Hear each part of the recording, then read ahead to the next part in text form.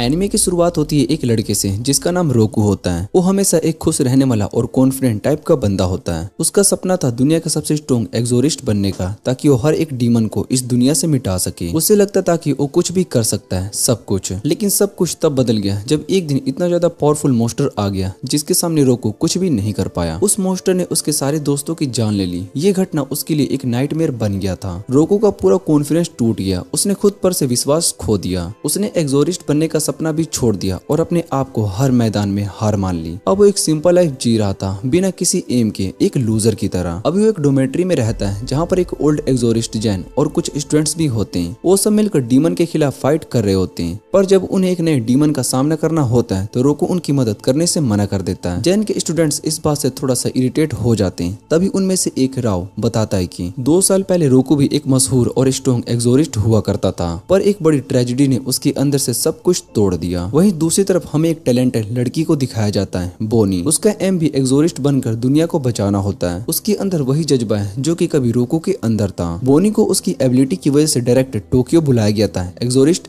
HQ में order पर। वो ट्रेन में होती है और अपने परिवार की फोटो को देखकर हल्का सा मुस्कुरा रही होती है। तभी अचानक ट्रेन की लाइट्स बंद हो जाती है। बोनी तुरंत अलर्ट हो जाती है। उसके चेहरे पर घबराहट होती है। विंडो के बाहर कुछ डार्क इविल डिमंस दिखाई देते हैं। ट्रेन में सब लोग चिल्लाने लगते हैं, पर बोनी एकदम शांत रहती है। जब कोच पूरी तरीके से खाली हो जाता है तब बोनी एक तालिस्मान निकालती है और एक मैजिक गेट ओपन करती है। ये गेट जाता है मैंगो नाम की एक पैरेलल दुनिया में, जहाँ से डीमन आते हैं और जहाँ से एक्सोरिस्ट उन्हें डिस्ट्रॉय करते हैं। जैसे ही बोनी गेट से गुजरती है कुछ डीमन भी उसके पीछे पीछे अंदर आ जाते हैं। वो तुरंत अपना मास्क पहनती है और अपने इंशेंटेड स्वॉर्ड के साथ उनसे फाइट करना शुरू करती है। सिर्फ एक स्विंग में ही कई डीमंस को एक ही बार में एक्सोरिस्ट कर देती है। तभी एक बड़ा डीमन छोटे डीमन को खाना शुरू कर देता है। जितना ही वो खाता जा रहा था उतना ही ज्यादा वो पावरफुल और ह्यूज बनता जा रहा था। एक मोस्टोरियस बर्ड में बदल जाता है। बोनी उसकी अटैक को डोज करती है और एक तालिस्मान का यूज करके अपने शरीर में स्ट्रेंथ इंशेंटेड लगा देती है। बर्ड डीमन उसे पकड़कर आसमान में ले जाता है, लेकिन बोनी हिम्मत नहीं हारती और फिर से तालिस्मान का यूज करके अपनी सोर्ड को फ्लेम सोर्ड बना लेती है और एक पावरफुल स्ट्राइक के साथ उस मॉन्स्टर के बॉडी के पार सोर्ड घुसा देती है। वो डीमन वहां पर एक्सोरिस्ट हो जाता है, लेकिन बोनी अब इतनी ज्यादा थक चुकी होती है कि वो बेहोश हो जाती है और आसमान से नीचे गिरने लगती है। सीन कट होता है और हमें फिर से रोकू को दिखाया जाता है जो कि एक ब्रिज पर खड़ा होता है। वो उदासी में अपने पुराने दोस्तों को याद कर रहा होता है जिन्हें वो कभी बचा नहीं पाया। तभी अचानक उसके ऊपर से एक गोल्डन लाइट पड़ती है। वो ऊपर देखता है और देखते कि आसमान से एक लड़की नीचे गिर रही है और वो लड़की कोई और नहीं बल्कि बोनी होती है। जब बोनी आसमान से नीचे गिर रही होती है तो वो बिना सोचे समझे रोकू तुरंत ब्रिज से जंप मार देता है। सिर्फ उसे बचाने के लिए दोनों सीधा नीचे नदी में गिरते हैं। रोकू किसी तरह से उसे बचाने में कामयाब हो जाता है। पानी के बाहर निकलने के बाद बोनी अपने कपड़ों से पानी निकालती है और एक फोल्डेड मैप निकालकर रोकू के हाथ में थमा देती है। मैप पर एक जगह मार्क्ड होती है और बोनी चाहती कि रोकू उसे वहां तक ले जाए, पर चाहे वो इस सिटी में कई साल से रह रहा हो उसे कुछ भी नहीं पता होता। वो बस एक कंफ्यूज्ड और थोड़ा सा सिंप टाइप का लड़का होता है। वो डिसाइड करता है कि जब तक नया जगह नहीं मिलती तब तक वो बोनी को थोड़ा सिटी घुमाता है। वो उसके बारे में कुछ क्वेश्चन पूछने लगता है, पर बोनी कुछ जवाब नहीं देती। उसे अननेसेसरी बातें बोरिंग लगने लगती है। थोड़ी देर के बाद दोनों गलत रास्ते पर चलते हैं और खो जाते हैं। रोको थोड़ा पैनिक कर रहा होता है, पर बोनी एक मिठाई की दुकान की तरफ पॉइंट करती है क्योंकि उसे भूख लगी होती है और उसके पास पैसे नहीं होते। रोको जो कि पिछली बार उससे मिला था बिना सोचे समझे अपना वॉलेट उसके हाथ में दे देता है, सिर्फ इसके लिए कि वो कुछ खा सके। बोनी बिना झिझक के कुछ स्वीट्स खरीद लेती है और वहाँ खाते खाते खुश हो जाती है। जब रोकू अपना वॉलेट देखता है तो उसमें 1 रुपया भी नहीं होता, पर अब क्या ही कर सकते हैं। वो इरिटेट हो जाता है, पर बोनी बिना किसी गिल्टी फीलिंग के उसके साथ चलती रहती है। थोड़ी देर के बाद जब वो दोनों रोड पर आ जाते हैं तभी 2 छोटे छोटे बच्चे उनके सामने से गुजरते हैं, लेकिन एक पल में आसमान का रंग बदल जाता है, सब कुछ डार्क हो जाता है और कुछ चीजें नॉर्मल होती है तो बच्चे वहाँ से गायब हो जाते हैं। बोनी तुरंत समझ जाती है कि ये किसी डीमन का काम है। वो बिना देर किए एक तालिस्मान गेट ओपन करती है मैंगो के लिए। रोकू ये सब देखकर समझ जाता है कि बोनी एक एक्सोरिस्ट है। जैसे ही वो दोनों मैंगो पहुंचते एक बड़ा सा डीमन 2 बच्चों को खाने की कोशिश कर रहा होता है। बोनी अपनी सोड उसके मुंह में घुसा देती है और एक ही स्ट्राइक में उसका सर काट देती है। फिर वो बच्चों के पास जाकर उन्हें कंफर्ट करती है, लेकिन उसी वक्त जमीन के नीचे से कई और डीमन निकलकर आसपास आ जाते हैं। रोकू ये सब देखकर पैनिक में आ जाता है। उसे लगता है कि बोनी इस बार शायद से फाइट नहीं कर पाएगी, पर बोनी एकदम से शांत रहती है। वो एक साथ तालिस्मान तलिस्मान एक्टिवेट कर देती है। अपनी स्ट्रेंथ, स्पीड, डिफेंस और विजन सब कुछ बूस्ट कर देती है। उसके बाद वो अपनी दोनों स्वॉर्ड्स निकालती है और एक स्पेशल मूव से इतनी फास्ट घूमती है कि आसपास के सारे डीमन कुछ समझने से पहले ही खत्म हो जाते हैं। वो बैटलफील्ड में ऐसे डांस कर रही होती है जैसे हर स्विंग में स्टोरी हो। हर अटैक डीमन के लिए एक अंत बन जाता है। फिर वो इंजर्ड बच्चों को भी हील कर देती है। रोकू उसके पास जाकर उसकी स्किल की तारीफ करता है पर साफ कहता है उसने मंगो में आने का प्लान कभी भी नहीं बनाया था। तभी अचानक जमीन हिलने लगती है और एक बड़ा स्पाइडर टाइप डीमन नीचे से बाहर आता है। बोनी रोकू से कहती कि वो बच्चों को प्रोटेक्ट करे और खुद उस जायंट डीमन के सामने आ जाती है, पर वो डीमन सिर्फ एक ही स्लैप में बोनी को दूर फेंक देता है। बोनी समझ जाती है कि जब तक वो सबको बचा रही है तब तक वो इस फाइट को नहीं जीत सकती, इसलिए वो रोको से कहती कि वो बच्चों को ले जाए और मंगो से निकल जाए। रोको उसे रोकने की कोशिश करता है लेकिन कहता है ये सुसाइडल है, पर बोनी सिर्फ मुस्कुराती है और कहती है मेरा सपना है दुनिया का सबसे पावरफुल एक्सोरिस्ट बनने का और एक एक करके हर इविल डीमन को खत्म करना। बोनी की एक सिंपल सी बात ने रोको के दिल को झटका दे दिया था, क्योंकि वही बात कभी वो खुद बोला करता था। लेकिन बोनी उसकी तरफ देखे बिना सीधा उस जायंट डीमन की तरफ बढ़ जाती है। वो अपनी फुल स्पीड में उस डीमन पर चार्ज करती है, लेकिन उसका पावरफुल अटैक सिर्फ उसके लिए आर्मर में एक छोटा सा होल ही बना पाता है। डीमन के डिफेंस को देखकर बोनी एक स्पेशल स्किल एक्टिवेट करती है जिसमें वो अपनी सुपर स्पीड का यूज करके हर सेकंड में 100 से भी ज्यादा अटैक को डीमन पर बरसा देती है। इस बार वो डीमन का एक हाथ काट देती है, लेकिन इस प्रोसेस में उसकी एनर्जी ऑलमोस्ट खत्म हो जाती है और उसका फेस मास्क भी टूट जाता है। फिर भी वो हिम्मत नहीं हारते हुए सीधा डीमन से टकरा जाती है, उसे नीचे धकेल देती है, लेकिन अब वो बिल्कुल थक चुकी होती है। उसकी इंसेंटमेंट्स एक्सपायर हो चुकी होती है और उसके पास तलिस्मान भी नहीं बचते। बोनी समझ जाती है कि शायद से अब उसका एंड आ चुका है, लेकिन उसी वक्त रोकू उसके सामने आ जाता है। रोकू गुस्से में उससे कहता है तुम सारे डीमन को खत्म करने की बात कर रही हो, लेकिन एक भी नहीं निपटा पाई। बोनी को उसकी बात काफी चुभती है, लेकिन रोकू फिर कहता है अगर तुम मर गई तो किसी को बचा भी नहीं पाओगी। ये बात सुनकर बोनी चुप हो जाती है, लेकिन रोकू अपने हाथ में एक काला तलिस्मान पकड़ता है और एक पावरफुल चैंट बोलने लगता है। लेकिन उस चैंट के साथ उसकी आंखों के सामने उस रात की यादें आ जाती है जब उसने अपने सभी दोस्तों को खो दिया था। पर इस बार रोकू अपने दर्द से लड़ता है। उसे याद आता है कि कभी उसका और बोनी का एक ही ड्रीम था, दुनिया को बचाना। इसी सोच से उसका मंत्र कंप्लीट हो जाता है और एक गोल्डन इंशेंटमेंट उसके राइट आर्म पे चमकने लगती है, जो तुरंत उसके तलिस्मान में शिफ्ट हो जाती है। अगले ही मोमेंट उसका हाथ आग में जलने लगता है और वो हाथ ट्रांसफॉर्म हो जाता है एक स्पेशल ग्रेड इंशेंटेड पंच में। उस नए इंशेंटेड पंच के साथ रोको फुल पावर में जायंट डीमन को मुक्का मारता है और डीमन का बॉडी अंदर से फट जाता है और वो फाइनली एक्सोरिस हो जाता है। बोनी सब कुछ देखकर बहुत ही शॉक्ड होती है। वो कहती है इतनी पावर मैंने कभी नहीं देखी, लेकिन रोको सिर्फ इतना कहता है प्लीज किसी को मत बताना, मैं एक्सोरिस्ट नहीं बनना चाहता। बोनी उसकी बात पर नाराज हो जाती है क्योंकि वो उसे बचाने के लिए आ गया था, इसलिए वो उसका पैर जोर से स्टॉम्प कर देती है। फिर वो एक पोर्टल ओपन करती है रियल वर्ल्ड के लिए और जाते जाते बोलती है मुझे तुम्हारी हेल्प की जरूरत नहीं थी। रोको बस मुस्कुराकर कहता है तो ठीक है, मैं भी तुम्हें अकेला छोड़ देता हूँ और अपने घर की तरफ निकल पड़ता है। तभी बोनी रुकती है और अपना नाम बताती है, बोनी नियो। रोको भी क्यूरियोसिटी से अपना नाम बता देता है। उसके मन में चलता है कि अब वो क्या बोलेगी, लेकिन बोनी बिना कुछ बोले सीधा चली जाती है। रोको बहुत ही कंफ्यूज हो जाता है, लेकिन जब अपने ड्रोम में वापस आता है तो उसके होश उड़ जाते हैं। बोनी वहाँ पर होती है और जैन और सब लोग उसके साथ वीआईपी जैसे बिहेव कर रहे होते हैं। रोको गुस्से में जैन से पूछती है कि ये यहाँ पर क्या कर रही है, तो जैन बताता है कि अब से ये हमारे साथ यहीं पर रहेगी। रोको को ये बिल्कुल भी पसंद नहीं आता और वो घूरते हुए बोनी को देखता है, जिससे कि बोनी भी इरिटेट हो जाती है। रोको अपने रूम की तरफ जा रहा होता है। वो बहुत ही थक चुका होता है सबके बुरा बर्ताव से। हर कोई उसे घटिया तरीके से ट्रीट करता है और उसका बस हो चुका होता है। अगली सुबह वो गुस्से में उठता है, लेकिन उठते ही देखता है कि बोनी उसके नाक और मुंह बंद कर रही होती है ताकि उसकी सोरिंग बंद कर सके। रोको बहुत ही हैरान होकर उससे पूछते हैं तुम मेरे रूम में क्या कर रही हो। बोनी बिना झिझक कहती है उसे मैंगो चलना होगा, क्योंकि वो दोनों एक फ्रेंडली कंपटीशन के थ्रू अपनी स्ट्रेंथ टेस्ट करना चाहती है। रोको सीधा कह देता है ये सब नहीं होने वाला है और उसे रूम से धक्का मारकर बाहर निकाल देता है। वो कहता है कि कल जो उसने फाइट की थी वो बस गुस्से में की थी, वो दोबारा कभी नहीं लड़ेगा क्योंकि उसे एक्सोरिस से नफरत है। उसी वक्त राव सबको जगाने के लिए आता है। एक डीमन से डील करना होता है और वो अचानक रोको की बात सुन लेता है। उसने कल फाइट की थी। रोको बहुत ही चौंक जाता है, पर सिचुएशन ज्यादा इंपॉर्टेंट होती है इसलिए वो कुछ कहता नहीं।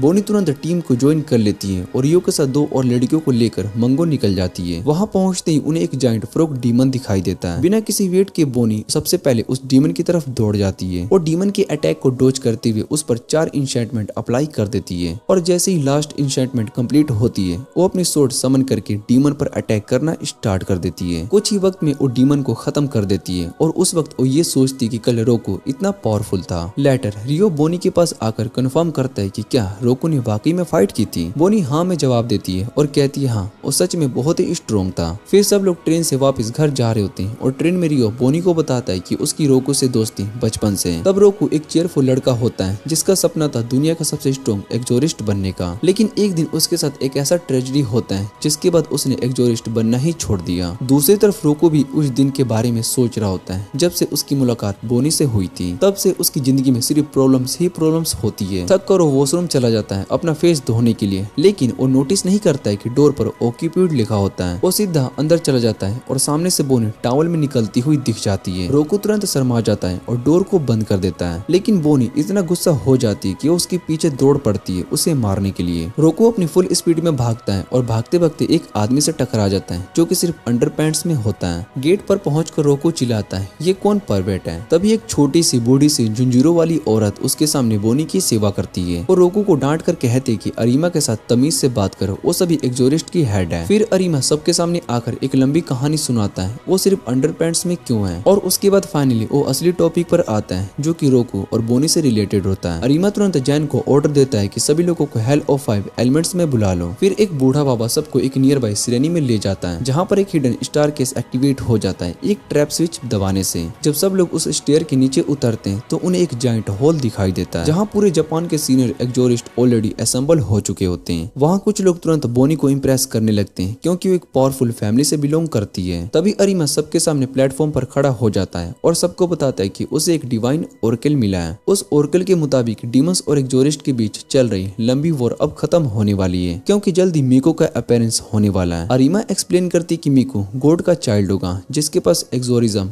अनइमेजिबल पावर होगी। वो अकेला ही सभी डीमंस को एक्सोरिस करेगा और मंगो जैसे शैतानों का सामना करेगा और इस दुनिया में ट्रू पीस लेकर आएगा। ये सब सुनकर सभी एक्सोरिस खुशी से झूम उठते हैं और वो तुरंत पूछती कि वो मीको कौन है। तब अरीमा स्टेज से बोनी का नाम लेती है। सबको लगता है कि वो ही मीको होगी क्योंकि वैसे भी वो सबसे स्ट्रॉन्ग और स्पेशल थी। लेकिन जैसे ही बोनी सेंटर स्टेज तक पहुंचती है अरीमा एक और नाम लेती है रोकू। सभी लोग बहुत ही शौक हो जाते हैं, खुद रोकू भी, लेकिन राव उससे कहता है जाओ पहले तुम जाओ। अरीमा डिक्लेयर कहती कि बोनी और रोकू के पास सबसे ज्यादा पोटेंशियल है इस हॉल में और उन्हें चाहिए कि वो सबके सामने अपनी पावर का डेमोन्स्ट्रेशन डील करें एक रियल फाइट के थ्रू। रोकू सीधा कह देता है मैं तुम्हारी ये स्टूपिड गेम्स नहीं खेलने वाला हूँ, लेकिन बोनी ऑलरेडी रेडी होती है फाइट के लिए। वो बिना रुके रोकू पर अटैक करती है क्योंकि उसे हराकर स्ट्रॉन्गेस्ट एक्सोरिस्ट का टाइटल जीतना चाहती थी। रोकू सिर्फ उसके अटैक को डोज करता है बिना फाइट के लिए और बार बार उससे कहता है रुक जाओ मुझे लड़ना नहीं है, लेकिन बोनी उसे जोर से जमीन पर गिरा देती है। अरीमा ये सब देखकर कहता है एक ऐसा एक्सोरिस्ट जो कि लड़ता नहीं, वो एक कमजोर एक्सोरिस्ट है, बहुत ही बेकार होता है। फिर वो रोकू के पुराने दोस्तों की डेथ का मजाक उड़ाने लगता है। वीक एक्सोरिस्ट तो वैसे भी जल्द ही मर जाते हैं जैसे तुम्हारे दोस्तों के साथ हुआ। ये सुनते ही रोकू का गुस्सा कंट्रोल से बाहर हो जाता है, उसका रेंज एक्सप्लोड कर जाता है। वो अपना ब्लैक तालिस्मान निकालता है और अपने हाथ में एक इंशेंट ले लेता है और अरीमा की तरफ चार्ज करता है, लेकिन बीच में बोनी आ जाती है और कहती है तेरा ओपोनेंट मैं हूँ। बोनी अपनी सोर्ड को फ्लेम से इंशेंट करती है और रोकू पर अटैक करती है, लेकिन रोकू अपने पंच की हवा के प्रेशर से ही उसकी फ्लेम और सबको दोनों को पीछे उड़ा देता है। इसके बावजूद बोनी हार मानने को रेडी नहीं होती। वो कहती कि उसे हराकर दुनिया की सबसे स्ट्रॉन्ग एक्सोरिस्ट बनेगी, लेकिन रोकू गुस्से में चिल्ला देता है शट अप, मुझे ये सब नहीं सुनना है। जब बोनी उसे याद दिलाने की कोशिश करती है कि उन दोनों का भी सपना ड्रीम एक ही था, तो रोकू और गुस्सा हो जाता है और अपनी स्पिरिचुअल एनर्जी से स्टोन्स उठाकर बोनी की तरफ फेंक देता है। बोनी पीछे गिर जाती है, लेकिन तभी उसे अपने माँ बाप की डेथ की याद आती है। वही दर्द उसके लिए एक इनक्रेडिबल एनर्जी जगाता है जो रोकू को वापस पीछे धकेल देती है, जिससे कि वो उस पर दोबारा से अटैक करने जाता है। बोनी एक धमाके के साथ रोकू पर चार्ज करती है। उसकी स्पीड इतनी हो चुकी होती है कि रोकू उसके मूवमेंट्स को प्रॉपर्ली ट्रैक नहीं कर पा रहा होता है। हर तरफ से बोनी उस पर अटैक करती रहती है, इसलिए रोकू जमीन पर जोर से हाथ मारकर शॉक वेव क्रिएट करता है और बोनी का रास्ता ब्लॉक कर देता है। बोनी तुरंत वॉल का यूज करके हवा में जंप करती है ताकि ऊपर से अटैक करे, लेकिन रोकू इस बार रेडी होता है। जैसे ही वो पंच मारता है बोनी अपनी ब्लेड से काउंटर करने के लिए तैयार हो जाती है, लेकिन अब एमा सेटिस्फाइड हो चुका होता है। वो एक स्पेशल तलिस्मान का यूज करता है जो तुरंत दोनों के इंशेंटमेंट को कैंसिल कर देता है। बोनी सीधा रोको के ऊपर जाकर गिर जाती है और जब तक दोनों उठते हैं तब तक एमा वहाँ पर आ जाता है और रोको से माफी मांगता है उसके दोस्तों को इंसल्ट करने के लिए। बोलता है कि उसका इंटेंशन कभी भी बुरा नहीं था, वो बस रोको की असली पावर को बाहर लाना चाहता था। उसके बाद एमा सभी एक्सोरिस्ट की तरफ मुड़कर उनसे पूछती है कि अब वो दोनों लोगों की पावर को देखकर सेटिस्फाई या फिर नहीं, जिसे उसने ट्विन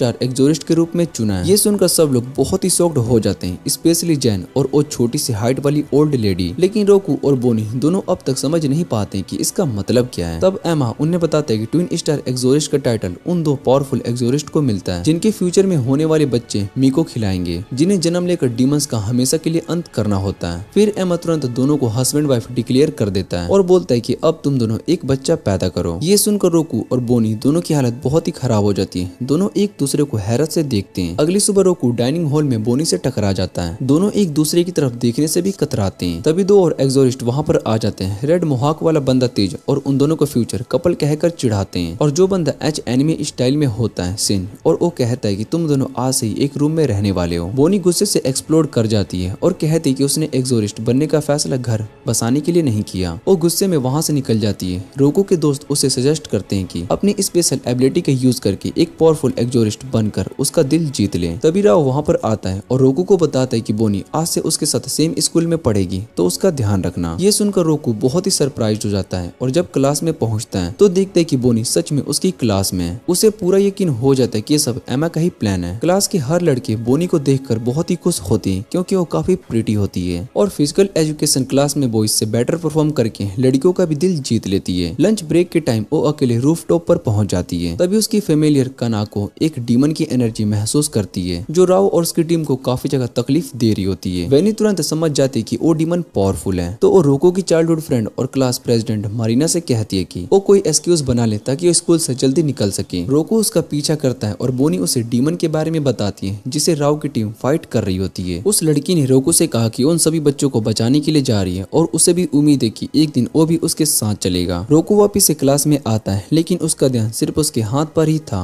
जो मयूरा नोटिस कर लेती है। स्कूल के बाद उसे जबरदस्ती एक अम्यूजमेंट पार्क में ले जाती है ताकि उसका मूड ठीक हो जाए। वहीं दूसरी तरफ बोनी पहुंचती है थियोन में जहां पर रियो और उसकी टीम ऑलरेडी थक चुकी होती है। बोनी बिना टाइम वेस्ट किए अपनी यूजुअल 4 एलिमेंट्स एक्टिवेट करती है जिससे कि उसकी एबिलिटी बूस्ट हो जाती है। उसके बाद अपनी ब्लेड में भी एक पावरफुल इंचेंटमेंट डालती है। बोनी एक बड़ा अटैक करके जाइंट डीमन की तरफ रश करती है लेकिन डीमन इतना पावरफुल था कि एक ही अटैक में गिरने वाला नहीं था। जब बोनी वापस से ग्राउंड पर लैंड करती है एक और डीमन उसके पीछे आ जाता है लेकिन रियो उसकी प्रोटेक्शन करता है और उससे कहता है कि पूरा ध्यान सिर्फ उस जाइंट डीमन पर ही दो। बोनी कंटिन्यूसली डीमन पर अटैक करती रहती है लेकिन एक मोमेंट ऐसा आता है जब डीमन इतने पावर से रोलर कोस्टर ट्रैक पर हिट करता है कि अर्थ और अनु के बीच में एक पोर्टल टेम्परेरी ओपन हो जाता है। इस वजह से रियल वर्ल्ड में अर्थक्वेक आ जाता है जिससे कि अम्यूजमेंट पार्क का रोलर कोस्टर टूट जाता है और ये वही अम्यूजमेंट पार्क होता है जहाँ पर रोकू मयूरा के साथ होता है। रोकू बिना सोचे समझे उन बच्चों को बचाने के लिए भागता है जो रोलर कोस्टर में फंसे होते हैं। उन्हें देखकर उसे अपने पुराने दोस्तों की याद आ जाती है जिन्हें वो बचा नहीं पाया था। वहीं दूसरी तरफ बोनी अपने अल्ट्रा स्पीड अटैक से डीमन को अवेकन करती है और फिर एक पावरफुल स्ट्राइक से उस बच्चे को 2 टुकड़े कर देती है। रियल वर्ल्ड में वापस रोकू मयूरा को उसके घर छोड़ता है और उसका शुक्रिया अदा करता है अम्यूजमेंट पार्क ले जाने के लिए। मयूरा ऑलरेडी गैस कर लेती कि रोकू किसी एक्सोरिज्म से रिलेटेड इशू फेस कर रहा है लेकिन रोकू कहता है कि उसे उसके साथ चलना अच्छा लग रहा है। रात को बोनी एक पॉन्ड के पास बैठी होती है जब अपने भाई से की गई प्रॉमिस याद करती है कि एक दिन वो दुनिया की सबसे स्ट्रॉन्ग एक्सोरिस्ट बनेगी। तभी राव वहाँ पर आता है और दोनों रोकू के बारे में बातें करने लगते हैं। राव कहता है कि बोनी वो इंसान है जो कि रोकू के अंदर फिर से वो एम्बिशन जगा सकती है एक स्ट्रॉन्ग एक्सोरिस्ट बनने की। बोनी हंसकर कहती है लगता है कि राव रोकू के लिए ज्यादा ही केयर करता है। राव मुस्कुराते हुए कहता है रोकू मेरे लिए छोटे भाई जैसा है। ये कहकर वो जाता है लेकिन उन्हें ये नहीं पता होता है कि रोकू ये सब सुन रहा होता है। दूसरी तरफ से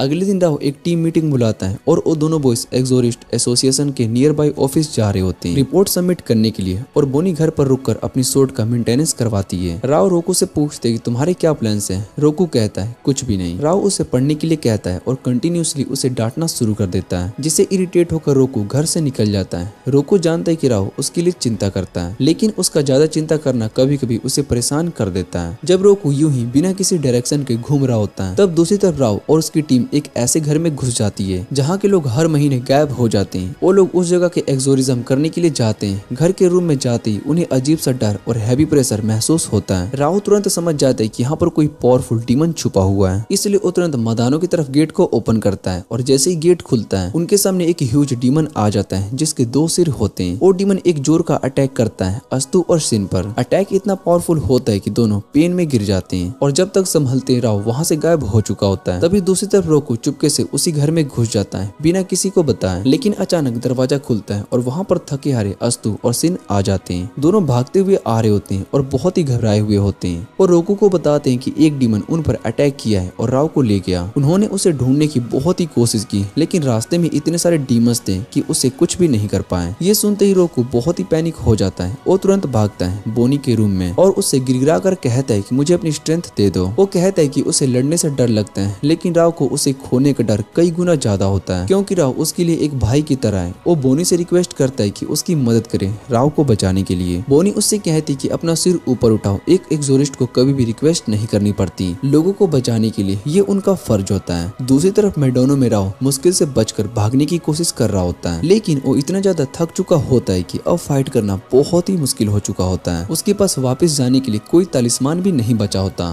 तभी वो डीमन उसे पकड़कर पीटने लगता है और जैसे ही वो उसको खाने वाला होता है, अचानक से एक आवाज गूंजती है, राव वहां से आ चुका होता है। वो सीधा उस बड़े डीमन पर पंच करता है और उसका पंच इतना पावरफुल होता है कि वो जायंट डीमन एक ही बार में उड़ जाता है। उसके बाद रोकू राव के पास जाता है और कहता है कि वो जख्मी पड़ा है। वो उससे कहता है कि इतना रेकलेस क्यों बन रहा हुआ है। तब राव उसे एक सर्वेंट कार्ड दिखाता है जो कि रोकू ने उसे पहचान में दिया था। रोकू ने बचपन में उससे कहा था कि जब वो सबसे पावरफुल एक्सोरिस्ट बनेगा तो उसे अपना सर्वेंट बनाएगा। ये बात वो उसे हमेशा मजाक में कहता था। ये कार्ड देखकर रोकू बहुत ही इमोशनल हो जाता है, क्योंकि इतने सालों के बाद भी राव ने उस कार्ड को संभाल कर रखा होता है। लेकिन तभी एक डीमन अचानक से पीछे से उस पर अटैक करता है। रोकू तुरंत एक पंच मारकर उसे उड़ा देता है, लेकिन छोटे छोटे कई डीमंस वहां पर आ जाते हैं जो कि शायद से अपना मजा लेना चाहते हो। तभी बोनी भी वहां पर आ जाती है और अपनी लाइटनिंग स्पीड से उन सब छोटे डीमंस को काटना शुरू कर देती है। लेकिन फिर भी आसपास डीमन की संख्या बहुत ही ज्यादा होती है और वो बंदा डीमन अब भी उठ चुका होता है, अब सिर्फ एक सर के साथ, लेकिन उसकी रेंज और भी ज्यादा होती है। रोकू बिना सोचे समझे उस बड़े से डीमन की तरफ भागने लगता है, लेकिन रास्ते में फिर से छोटे डीमंस उसे घेर लेते हैं। तब बोनी आगे बढ़ती है और उसकी मदद करती है और फिर वो दोनों मिलकर बड़े डीमन की तरफ बढ़ने लगते हैं। लेकिन रोकू सबसे आगे भाग जाता है, क्योंकि उस बड़े डीमन को खुद ही हराना चाहता था।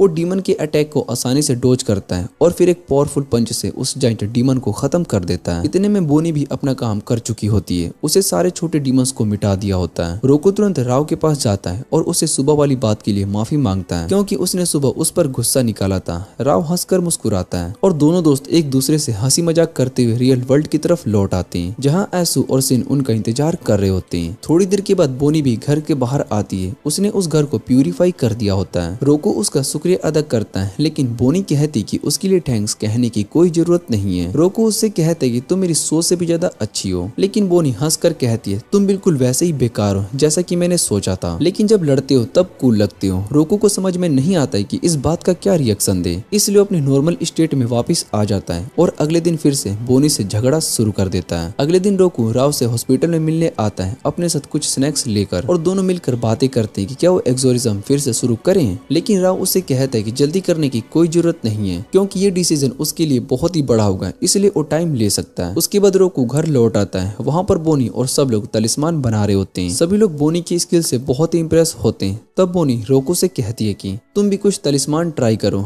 लेकिन जब रोकू तलिस्मान ड्रॉ करता है तब सिर्फ पेपर और इंक की बर्बादी होती है। तब जन हाफता हुआ रूम में आता है और कहता है बहुत ही सारे डीमंस थोड़ी देर पर दिखने वाले हैं, हमें तुरंत वहाँ पर जाना होगा उन्हें रोकने के लिए। नियो तुरंत कमांड संभालता है और रोकू से कहता है कि तुम भी चलो। रोकू हाँ कह देता है, लेकिन स्टाइल में कहता है वैसे भी कुछ खास काम नहीं है तो बस यही घूमने आ रहा हूँ। फिर सब लोग डेस्टिनेशन पर पहुंच जाते हैं, जो कि एक बहुत ही एलिमेंट्री स्कूल जैसा होता है। वहाँ एक टीचर अपने स्टूडेंट्स को ढूंढ रहा होता है, जो कि अचानक गायब हो गए होते हैं। यो बिना टाइम वेस्ट के एक गेट को ओपन करता है मैंगो की तरफ और तुरंत वहाँ पर भागता है उन बच्चों को बचाने के लिए जिन्हें एक डीमन चेस कर रहा होता है। थोड़ी देर में बोनी भी फाइट में आ जाता है। वो सभी डीमंस को जो बच्चों के पास होते हैं अपनी स्पीड से काट कर गिरा देता है, लेकिन डीमंस की संख्या अब भी काफी होती है। तब रोकू डिसाइड करता है कि वो अपने स्पेशल मूव का यूज करेगा। वो कुछ रॉक्स लेकर डीमंस पर शूट करता है, लेकिन पहली बार वो तलिस्मान लगाना भूल जाता है। दूसरी बार वो ध्यान से रोक पर तलिस्मान शैंट करता है और फिर इतने स्पीड से शूट करता है कि एक ही हिट में डीमंस खत्म हो जाता है। बोनी भी अपने स्पेशल मूव यूज करता है। अपनी स्पीड का यूज करके डीमंस पर लिबिट्स अटैक करती है और रोकू उसके सपोर्ट में आ जाता है। यो तब अस्तु और सिन से कहता है कि बच्चों को एविक्यूएट करो और वो गेट को ओपन करने वाले होते हैं। तभी जमीन से कुछ डीमंस बाहर आ जाते हैं और उन्हें चोट पहुंचाते हैं। बच्चे अब डर से कांप रहे होते हैं, लेकिन फिर भी अस्तु और सिन हिम्मत नहीं हारते और मुश्किल से बच्चों को वहां से सेफली निकाल ही लेते हैं। रोकू थोड़ा सा रिलैक्स फील करता है, जैसे उसे लगता है कि सब कुछ ठीक हो गया। लेकिन इसी बीच एक डीमन उसे पकड़ लेती है। तब अचानक से एक पावरफुल अटैक आता है जो कि उस डीमन को उड़ाकर जमीन पर फेंक देता है। जब धूल मिट्टी हटती है तो एक रेड हेयर वाला एग्जोरिस्ट सामने आता है। सारे डीमंस उसके आसपास घेर लेते हैं, लेकिन वो अपनी तलवार से एक स्पेशल इंशेंटमेंट लगाता है जिससे कि वो सोर्ड एक स्पेशल ग्रेड वेपन बन जाता है। वो अपनी तलवार को एक जमीन में घुसा देता है जिससे कि एक ऐसी आग की तूफान सी उठती है जो कि सारे डीमंस को एक ही बार में जलाकर खत्म कर देती है। सब उसकी पावर को देखकर बहुत ही शौक हो जाते हैं। फिर वो रेड हेड एग्जोरिस्ट रोकू और उसकी टीम के पास आता है। रोकू उससे पूछते कि वो कौन है, लेकिन वो उससे कहते कि पहले तुम अपना नाम बताओ। तभी बोनी उस रेड हेड को पहचान जाती है। उसका नाम होता है शिमैन, जो कि 12 गार्डियंस में से एक होता है। अस्तु को समझ में आता है कि 12 गार्डियंस क्या होते हैं, तो कनाको उससे बताती है कि ये वो लोग होते हैं जो कि सबसे पावरफुल एग्जोरिस्ट होते हैं। उनके पास स्ट्रेंथ, नॉलेज और एक्सपीरियंस तीनों का जबरदस्त कॉम्बिनेशन होता है। सिमान यहाँ पर स्पेशली रोको से मिलने के लिए आया होता है, लेकिन सबसे पहले वो रोको को एक पंच मार देता है क्योंकि बैटल के दौरान रोको एक मोमेंट के लिए डिस्ट्रैक्टेड हो गया था और एक एग्जोरिस्ट के लिए डिस्ट्रक्शन एक बहुत ही बड़ी गलती होती है। सिमेन बोनी को देखता है और बोलता है कि उसके जैसा पैथेटिक पार्टनर होने का उसे अफसोस है, और बोनी इस बात से एग्री भी करती है। तभी जमीन के अंदर से एक और डीमन निकलता है जो कि दूसरे डीमन को खाकर और भी ज्यादा पावरफुल बन जाता है। वो किंग कुंग जैसा एक बड़ा मॉन्स्टर बन जाता है जो कि जमीन पर एक हाथ मारकर शॉक वेव क्रिएट करता है। इस वेव की वजह से अस्तु और सिन दोनों बेहोश हो जाते हैं। रोको गुस्से से धधक उठता है और सीधा डीमन की तरफ दौड़ता है। सिमेन उसे रोकने की कोशिश करता है, लेकिन बैनी उसे पकड़ लेती है और कहती है चाहे रोको में जितनी भी कहानियां पर वो एक जबरदस्त एग्जोरिस्ट है। रोको अपने स्पेशल ग्रेड इंशेंटमेंट एक्टिवेट करता है और अपना मुक्का उस नाइट किंग कोंग डीमन को टकरा देता है। एक ही पंच में वो डीमन धुआं बन जाता है। तभी सीमेन को अरिमा का कॉल आता है जहां उसे तुरंत हेडक्वार्टर्स वापस आने को बुलाया जाता है क्योंकि एक अर्जेंट मिशन में होता है। सिमोन बिना देरी के रियलिटी गेट ओपन करता है और सामने घुस जाता है। रोको भी उसके पीछे पीछे चला जाता है क्योंकि उसका काम अभी खत्म नहीं हुआ होता है, लेकिन जैसे ही वो रियल वर्ल्ड में पहुंचता है उसकी एनर्जी बिल्कुल खत्म हो जाती है। बोन और सभी दूसरे मैंगो से भी बाहर आ जाते हैं और दोनों लड़के उनका शुक्रिया अदा करते हैं उनकी जान बचाने के लिए। रात में सब लोग डिनर करते हैं। अस्तु और सिन बार बार सीमेन की तारीफ कर रहे होते हैं। खुद रोको भी ये मानता है कि सीमेन सच में बहुत ही पावरफुल है, चाहे वो उससे 2 साल बड़ा ही क्यों ना हो, लेकिन अपने एक्सपेरिमेंट को वो छुपाए रखता है। अगले दिन स्कूल में कुछ लड़कियां बोनी से दोस्ती करने की कोशिश करती है, लेकिन बोनी को कुछ अजीब फील होता है जैसे कोई डीमन आस पास हो। वो बिना प्रॉपरली बात किए क्लास से निकल जाती है। इस वजह से स्कूल में थोड़ा सा बज क्रिएट हो जाता है और मयूरा को लगता है कि कहीं बोनी किसी गलत कंपनी में तो नहीं आ गई। अगले दिन मयूरा इसलिए बोनी से थोड़ा एक्स्ट्रा फ्रेंडली बिहेव करने लगती है। पूरा दिन मयूरा बोनी के साथ रहती है और बोनी उससे पूछती कि वो ये सब क्यों कर रही है, तो मयूरा कहती कि वो नहीं चाहती कि बोनी किसी भी डेंजरस लोगों के साथ रहे। ये सुनकर बोनी थोड़ा सा पैनिक कर जाती है। उसे लगता है कि मयूरा को उसके एग्जोरिस्ट होने के बारे में सब कुछ पता चल गया, तो उस एयरहेड लड़के टाइप से कहती कि उसे चिंता करने की कोई जरूरत नहीं है क्योंकि वो अपना ख्याल खुद अच्छे से रख सकती है, स्पेशली जब वो घर से जा रही होती है। लेकिन बोनी की दिमाग में चल रहा होता है कि मरीना उसकी दोस्ती के लिए कितनी डिस्परेट थी, पर अभी उसके पास दोस्ती और ऐसे डिस्ट्रैक्शन के लिए टाइम नहीं है। थोड़ी देर के बाद राव हॉस्पिटल से डिस्चार्ज होकर ड्रोम में आता है। सब लोग उसके लिए वेलकम की एक छोटी सी पार्टी रखते हैं। राव अगले दिन से वापस मिशन पर जाने का प्लान बनाता है, लेकिन रोकू नोटिस करता है कि उसकी ताकत अभी तक फुल ठीक नहीं हुई है, इसलिए वो कैजुअली उसकी हेल्प ऑफर करता है। सब लोग ये सुनकर बहुत ही शौक हो जाते हैं और फिर राव मजाक मजाक में रोकू के बाल बिगाड़ते हुए कहता है कि लगता है कि तो अब रिस्पॉन्सिबल होने लगा है। अगले दिन बोनी एक दिन का ब्रेक लेती है और राव के कहने पर अपनी जगह टीम के साथ रोकू चला जाता है। बोनी अपनी छुट्टी के दिन को ज्वाइन के लिए निकल जाती है, पर वहाँ भी मयूरा पहुँच जाती है। उसका सिर्फ एक ही मिशन होता है, बोनी को जीत लेना। मयूरा उसे अपने फेवरेट स्वीट शॉप पर ले जाती है और बोनी के लिए उसकी फेवरेट मिठाइयाँ खरीदती है और जिद पर होती है आज बोनी डेंजरस जगह पर नहीं जाएगी। बोनी कहती है कि आज उसकी जगह पर कोई और गया हुआ है, एक ऐसा इंसान जो कि उसे यूजलेस बोलती है, लेकिन जब वो सीरियस होता है तो उससे ज्यादा इंस्पायरिंग कोई भी नहीं होता है। ये बात सुनते ही मरीना के दिमाग में तुरंत रोको का नाम आता है। तभी रूम अंधेरा होने लगता है और दोनों लड़कियां बाहर आ जाती हैं तो देखती हैं कि आसमान में एक क्रैक यानी कि फिस्यूर बन गया है जो कि अर्थ और मैदानों को कॉन्टेक्ट कर रहा होता है। बैनी बिना किसी देर के गेट के तलिस्मान का यूज करके मैदानों के अंदर चली जाती है। तब जाकर मरीना को फाइनली समझ में आता है कि बोनी एक्चुअली एक एग्जोरिस्ट है। मैदानों के अंदर बोनी डीमंस को खत्म करती है और एक इंसान को बचा लेती है जिसे कि वो लोग किडनैप करने वाले होते हैं। जब वो रियल वर्ल्ड में वापस आती है तो मरीना उसे जोर से गले लगा लेती है और कहती कि उसके लिए कितनी चिंता कर रही थी। मीरा रोती हुई उसकी इमोशन एक्सप्रेस करती है और बोनी भी फाइनली उसे हक करके उसकी दोस्ती एक्सेप्ट कर लेती है। वो दोनों साथ में घर जा रहे होते हैं और मयूरा कहती कि बोनी को उससे पहले सच बता देना चाहिए था क्योंकि वो भी एग्जोरिस्ट की एक फैमिली से बिलोंग करती है और जो ओल्ड मैन जैन है वो एक्चुअली मयूरा का दादाजी होता है। मयूरा बोनी से पूछती कि वो कहाँ पर रहती है और जब बोनी उसे आंसर देती है तो मयूरा उसके जवाब से बिल्कुल भी खुश नहीं होती है। उधर मैंगो के अंदर रोकू अपनी रोक बुलेट टेक्निक का यूज करके कुछ डीमंस डीमंस को इजीली हरा देता है। लेकिन तभी जमीन के नीचे से और भी ज्यादा डीमंस बाहर आ जाते हैं। टीम उससे फाइट करती है पर एकदम से जमीन टूटने लगता है। एक जायंट डीमन बाहर आता है जो कि एक पावरफुल सोनिक वेव रिलीज करता है जो कि सबको पीछे धकेल देता है। राव उस पर अटैक करने की कोशिश करता है लेकिन वो डीमन उसे फेंक देता है और फिर अस्तु और सिन के बनाए के बैरियर स्पेल को भी तोड़ देता है। रोकू का गुस्सा अब पीक पर आ चुका होता है। उसने अपना स्पेशल ग्रेड इंशेंटमेंट एक्टिवेट कर लिया होता है और सिर्फ एक ही पावरफुल अटैक से उसने उस जायंट डीमन को धूल चटा दी। उसके बाद सब मैंगो से बाहर आ जाते हैं। घर के सामने सब चिल कर रहे होते हैं मस्ती करते हुए।